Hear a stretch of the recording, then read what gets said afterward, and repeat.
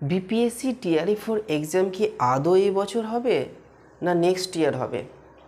State exam যে হওয়ার কথা ছিল আগে কি স্টেট হবে না বিপিএসসি টিআরই 4 এক্সাম হবে? টিআরই 4 এক্সাম হতে এত লেট কেন হচ্ছে, কি কারণ? আর কি বিহারে রিক্রুটমেন্ট হবে না, পুরোপুরি কি রিক্রুটমেন্ট বন্ধ হয়ে যাবে? আরও নানান প্রশ্ন নিয়ে আমি নিয়ে চলে এসেছি একটা নতুন ভিডিও।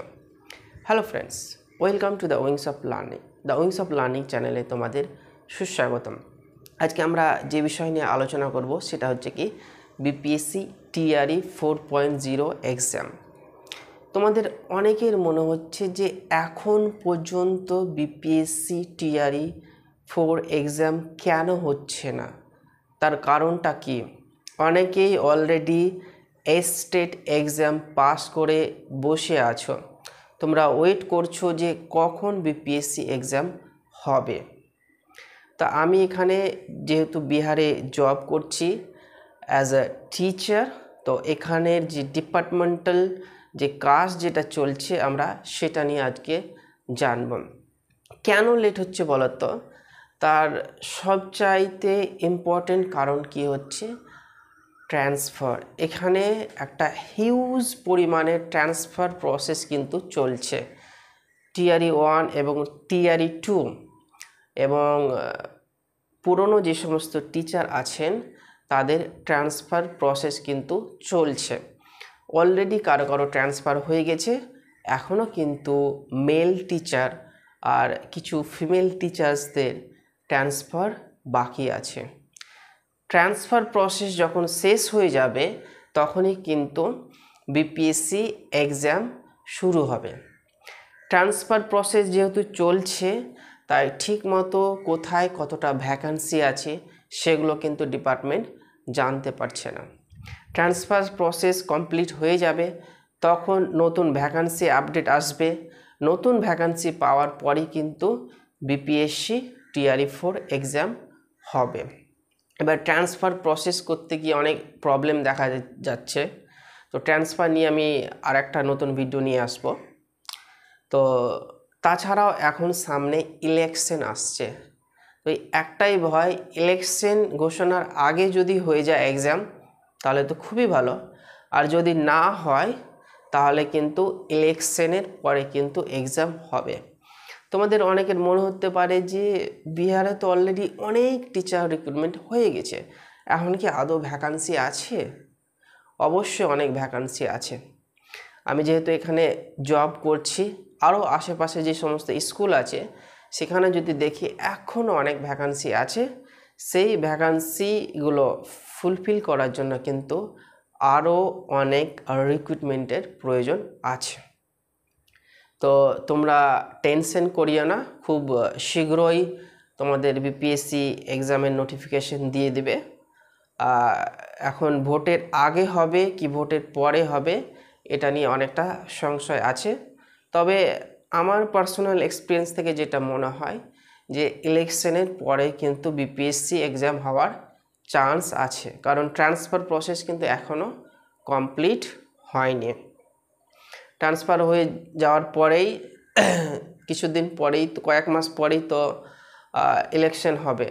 অলরেডি যারা বিএলও আছে তারা তো ভোটারদের বিভিন্ন আপডেট থেকে শুরু করে অনেক কাজ শুরু করে দিয়েছে, তাই এটা কিন্তু একটু মুশকিল ব্যাপার।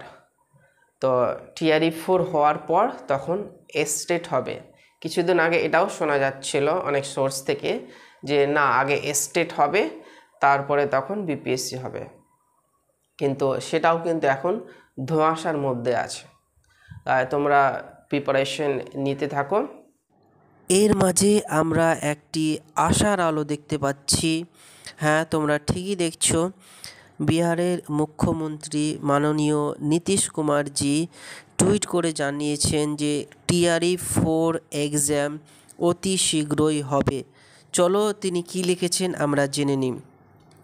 हमने शिक्षा विभाग को कहा है कि सरकारी विद्यालयों में शिक्षकों की रिक्तियाँ की गणना तुरंत कर ली जाए और इस पर नियुक्ति के लिए टीआरई 4 की परीक्षा শীঘ্রই लेने की कार्रवाई की जाए।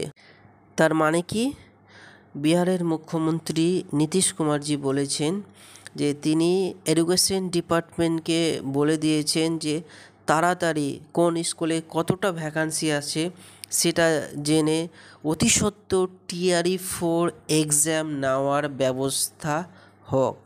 মানে খুব শীঘ্রই টিআরই 4 এক্সাম হতে চলেছে, তাই তোমরা অবশ্যই লেগে পড়ো টিআরই 4 এক্সাম দিতে। কারণ টিআরই 5 হবে কি না হবে তার কোনো রকম ভরসা নাই, এটাই তোমাদের লাস্ট চান্স। এটা এই ভেবে তোমরা কিন্তু এক্সামের প্রস্তুতি নাও, কারণ ডোমিসাইল পলিসি নিয়েও কিন্তু একটা প্রোটেস্ট চলছে। তা টিআরই 4-এ তোমরা অবশ্যই সবাই এক্সামে বসতে পারবে, যাদের সিটেট বা এস্টেট কোয়ালিফাই করে আছো যারা, তারা এক্সাম দিতে পারবে। তাই সময় নষ্ট করে অতি সত্বর তোমরা পড়াশোনা শুরু করে দাও।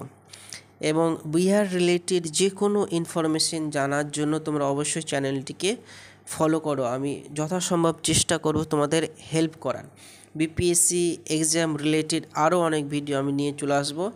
তার সাথে সাথে তোমাদের রিকোয়েস্টে বিহার স্পেশাল জিকে বলে কিছু ক্লাস আমি নিয়ে আসবো। এখানে বিহারের rivers, culture, art and culture, তারপরে history, Indian national movement, geography etcetera important topic যেগুলো আসতে পারে সেগুলো নিয়ে কিন্তু আমি ডিসকাস করার চেষ্টা করব। এরপরে কি বলা হয়েছে যে বিহারে মহিলাদের 35% রিজার্ভেশন দেওয়া হবে। সেই 35 রিজার্ভেশন কিন্তু only for the Bihari women, যারা বিহারি আছেন মহিলা তাদের কিন্তু 35% রিজার্ভেশন দেওয়া হবে। তোমরা অনেকে জানবে হয়তো বিহারে সমস্ত চাকরিতে মহিলাদের জন্য 35% রিজার্ভেশন কম্পালসারি করে দেওয়া হয়েছে, কিন্তু সেই রিজার্ভেশনের লাভ কিন্তু বিহারের বাইরের স্টেটের কাউকে মিলবে না। আশা করি সবাই ভালো থাকবে। তোমরা অবশ্যই চ্যানেলটিকে ফলো করো এবং বন্ধুদের সাথে ভিডিওটি শেয়ার করো এবং পড়াশোনা শুরু করে দাও। সবাই ভালো থেকো, বাই।